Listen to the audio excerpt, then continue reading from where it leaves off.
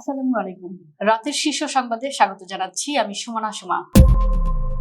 গরু কোরবানির দাবিতে পশ্চিমবঙ্গে হিন্দুদের বিক্ষোভ, বিরোধিতায় আলেমরা। সরকারের 100 দিন পূর্তিতে মূল্যস্ফীতি কমে 8.71%, জ্বালানি সরবরাহ স্বাভাবিকের দাবি। গুরুত্বপূর্ণ সিদ্ধান্ত নিত কিচেন ক্যাবিনেট, পদত্যাগ করতে চেয়েছিলাম তৌহিদ হোসেন। বয়স্ক ও প্রতিবন্ধীদের জন্য মেট্রো রেলে 25% ছাড়। ঈদে নারীদের জন্য ট্রেনে যুক্ত হলো বিশেষ কোচ। হাসিনাকে ক্ষমতায় রাখতে চেয়েছিলেন হাসনাত, রাশেদ খানের দাবি। হামে আক্রান্ত শিশুদের সুরক্ষায় প্রধান লক্ষ্য, স্বাস্থ্যমন্ত্রী। ঈদে ঘরমুখ যাত্রীর চাপ, উত্তাল মেঘনা ঝুঁকি নিয়ে ট্রলারে পারাপার। চাঁদপুর ঘাটে 2 লঞ্চের সংঘর্ষে আহত 10। সড়ক দুর্ঘটনায় টাঙ্গাইলে 17 জন সহ সারা দেশে নিহত 26। লিবিয়া থেকে ফিরলেন 170 বাংলাদেশি। যুক্তরাষ্ট্রের সঙ্গে এখনই চুক্তি নয় ইরান। পাকিস্তানি শিয়াদের গণহারে ফেরত পাঠাচ্ছে আরব আমিরাত। শুনছিলেন শিরোনাম, এবার বিস্তারিত। আসন্ন ঈদুল আজহাকে সামনে রেখে পশ্চিমবঙ্গে গরু বিক্রি ও জবাইয়ে কড়াকড়ি আরোপ করেছে বিজেপি সরকার। এর পরিপ্রেক্ষিতে রাজ্যের একাধিক আলেম ও ইমামরা মুসলিম সম্প্রদায়কে কোরবানিতে গরু ব্যবহার না করার আহ্বান জানিয়েছেন। কিন্তু দেশটির বিভিন্ন স্থানে মুসলমানদের গরু কোরবানি দেওয়ার অধিকার দিতে হবে, এই দাবিতে বিক্ষোভ করেছেন হিন্দুরা। গত 13 মে পশ্চিমবঙ্গের স্বরাষ্ট্র বিভাগ এক নির্দেশনায় জানায়, সরকারি অনুমতি ছাড়া গরু, ষাঁড়, বাছুর ও মহিষ জবাই করা যাবে না। জবাইয়ের আগে পৌরসভা চেয়ারম্যান বা পঞ্চায়েত প্রধান এবং সরকারি পশু চিকিৎসকের যৌথ সনদ বাধ্যতামূলক করা হয়েছে। নির্দেশনায় বলা হয়, শুধুমাত্র 14 বছরের বেশি বয়সী বা অক্ষম পশু জবাইয়ের অনুমতি পাবে। আইন ভঙ্গকারীদের বিরুদ্ধে জেল ও জরিমানার বিধানও রাখা হয়েছে। সরকারের 100 দিন পূর্তি উপলক্ষে সোমবার প্রধানমন্ত্রীর প্রেস উইং আয়োজিত এক সংবাদ সম্মেলনে জানানো হয়েছে, অর্থনৈতিক স্থিতিশীলতা ফেরাতে গৃহীত পদক্ষেপগুলো ইতিমধ্যেই ফল দিতে শুরু করেছে। সংবাদ সম্মেলনে বলা হয়, বর্তমানে দেশে মূল্যস্ফীতি কমে 8.71% নেমে এসেছে এবং জ্বালানি ও ভোজ্য তেলের সরবরাহ স্বাভাবিক রয়েছে। প্রধানমন্ত্রীর কার্যালয়ের মুখপাত্র ও প্রধানমন্ত্রী তারেক রহমানের উপদেষ্টা ডক্টর মাহাদি আমিন এ তথ্য তুলে ধরেন। তিনি আরো বলেন, দেশের আকাশসীমা, ভূখণ্ড ও সমুদ্র সীমার সার্বিক সার্বভৌমত্ব রক্ষায় গণতান্ত্রিক সরকার দৃঢ় ও আপোষহীন অবস্থান নিয়েছে। তার বক্তব্য অনুযায়ী অত্যাধুনিক গ্রাউন্ড মাস্টার 400 রাডার বর্তমানে ঢাকা থেকে 650 কিলোমিটার এবং বঙ্গোপসাগরে 833 কিলোমিটার পর্যন্ত আকাশসীমা নজরদারি করছে। এ রাডার ব্যবস্থার মাধ্যমে গভীর সমুদ্র সীমার উপর নিয়ন্ত্রণ আরো শক্তিশালী হয়েছে এবং আন্তর্জাতিক ফ্লাইটের ফ্লাইং ওভার চার্জ থেকে বাড়তি রাজস্ব আয়ের সুযোগ তৈরি হয়েছে বলেও জানানো হয়। 7 সদস্যের কিচেন ক্যাবিনেট অন্তর্বর্তী সরকারের গুরুত্বপূর্ণ সিদ্ধান্ত নিত বলে দাবি করেছেন সাবেক পররাষ্ট্র উপদেষ্টা তৌহিদ হোসেন। এক টেলিভিশন সাক্ষাৎকারে তিনি জানান, প্রতি মঙ্গলবার এই বৈঠক হতো এবং তার মন্ত্রণালয়েও একাধিক উপদেষ্টার প্রভাব ছিল।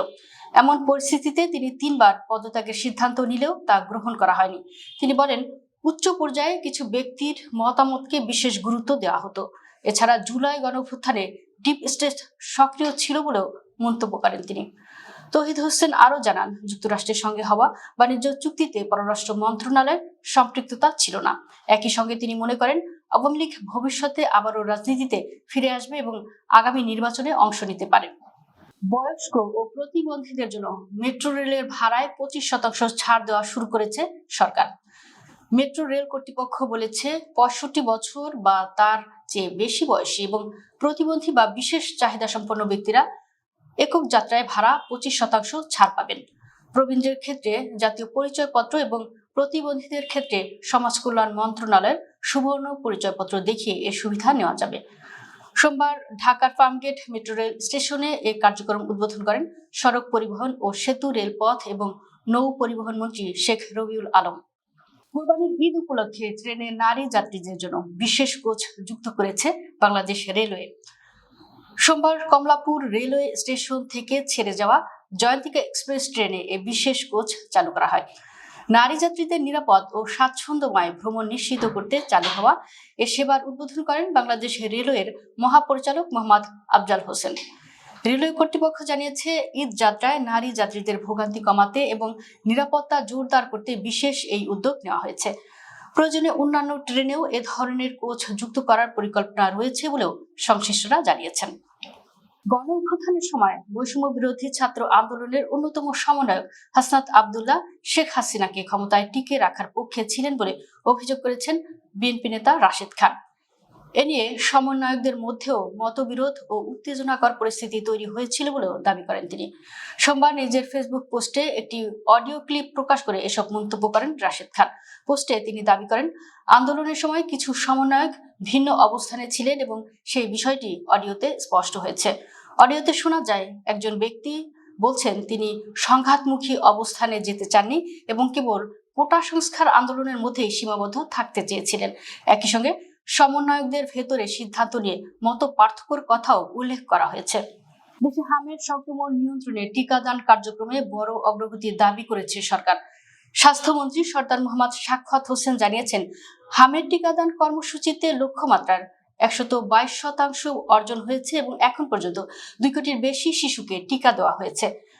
সোমবার কুমিল্লা মেডিকেল কলেজ হাসপাতালে ও কুমিল্লা সদর জেনারেল হাসপাতাল পরিদর্শনের সময় সাংবাদিকদের সঙ্গে আলাপকালে তিনি এ তথ্য জানান। মন্ত্রী বলেন, যেসব উপজেলায় প্রথম ধাপে বিশেষ টিকাদান কার্যক্রম পরিচালনা করা হয়েছিল সেখানে বর্তমানে হামের সংক্রমণ প্রায় শূন্যের কাছাকাছি নেমে এসেছে। ভোলায় নৌপথে ঈদে ঘরমুখো যাত্রীর চাপ বেড়েছে। কাকডাকা ভোর থেকে অতিরিক্ত যাত্রী নিয়ে ঢাকা ও লক্ষ্মীপুর থেকে একের পর এক লঞ্চ ট্রলার নিশা ঘাটে ভিড়ছে। তবে অনেকে লঞ্চে উঠতে না পেরে ঝুঁকি নিয়ে ছোট ছোট ট্রলারে উত্তাল মেঘনা পাড়ি দিচ্ছেন।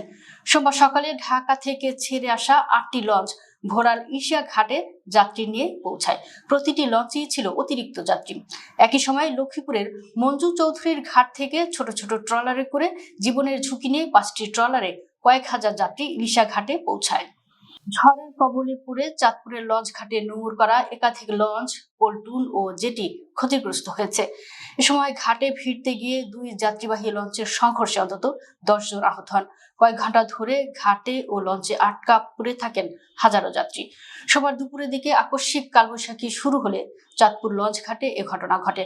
প্রত্যক্ষদর্শীরা জানান, প্রবল বাতাস ও উত্তাল নদীর মধ্যে ঢাকা থেকে ছেড়ে আসা যাত্রীবাহী লঞ্চগুলো ঘাটে ভিড়তে গিয়ে বিপাকে পড়ে। এ সময় যাত্রীবাহী ঈগল 7 লঞ্চে থাকা যাত্রীরা নামার প্রস্তুতি নিচ্ছিলেন। ঠিক তখনই আরেক যাত্রীবাহী লঞ্চ ময়ূর 2 নিয়ন্ত্রণ হারিয়ে ঈগল 7 লঞ্চটিকে ধাক্কা দেয়। টাঙ্গাইলের কালীহাতিতে রড বোঝাই ট্রাক উল্টে 17 শ্রমিক নিহত হওয়ার ঘটনায় সারা দেশে একদিনে সড়ক দুর্ঘটনায় মোট 26 জনের মৃত্যু হয়েছে। এসব ঘটনায় আহত হয়েছেন অন্তত 30 জন। সোমবার টাঙ্গাইল, বগুড়া, মুন্সিগঞ্জ ও গোপালগঞ্জে পৃথক দুর্ঘটনায় হতাহতের এসব ঘটনা ঘটে। টাঙ্গাইলের কালীহাতিতে যমুনা সেতু সংযোগ মহাসড়কের সরাতৈল এলাকায় ভোরে চট্টগ্রাম থেকে ছেড়ে আসা রড বোঝাই একটি ট্রাক নিয়ন্ত্রণ হারিয়ে মহাসড়কের পাশে উল্টে যায়। এতে ঘটনাস্থলেই 15 জন নিহত হন। পরে হাসপাতালে চিকিৎসাধীন অবস্থায় আরো 2 জন মারা যান। আহত হয়েছেন অন্তত 9 জন। লিবিয়ায় অনিয়মিতভাবে অবস্থান করা আরো 170 বাংলাদেশি নাগরিক দেশে ফিরেছেন। সোমবার সকালে বুরাক এয়ারের একটি বিশেষ ফ্লাইটে তাদের ঢাকায় আনা হয়। জানা গেছে, লিবিয়ায় অবস্থিত বাংলাদেশ দূতাবাস, পররাষ্ট্র মন্ত্রণালয় এবং প্রবাসী কল্যাণ ও বৈদেশিক কর্মসংস্থান মন্ত্রণালয়ের যৌথ উদ্যোগে এই প্রত্যাবাসন কার্যক্রম পরিচালিত হয়।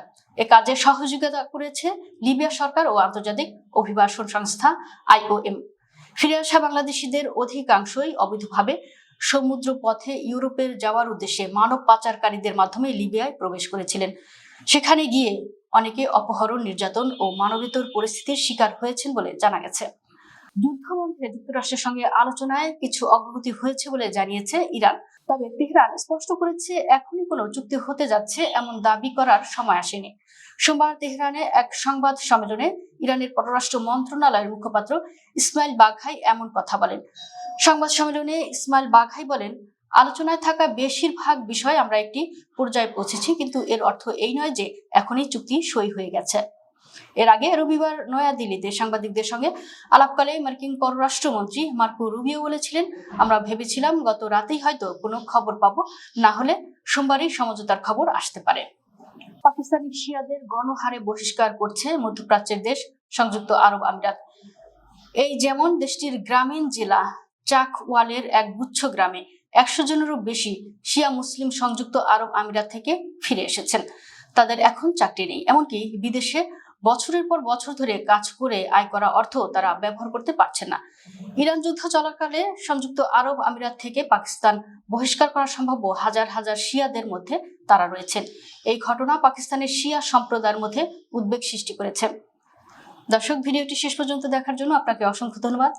নিত্য নতুন ভিডিও পেতে আমাদের ইউটিউব চ্যানেলটি সাবস্ক্রাইব করুন এবং নিয়মিত নোটিফিকেশন পেতে বেল বাটনটি ক্লিক করুন। আমাদের ফেসবুক পেজটি ফলো করুন। এছাড়াও আমাদের ভিডিও লাইক, কমেন্ট ও শেয়ার করুন। আল্লাহ হাফেজ।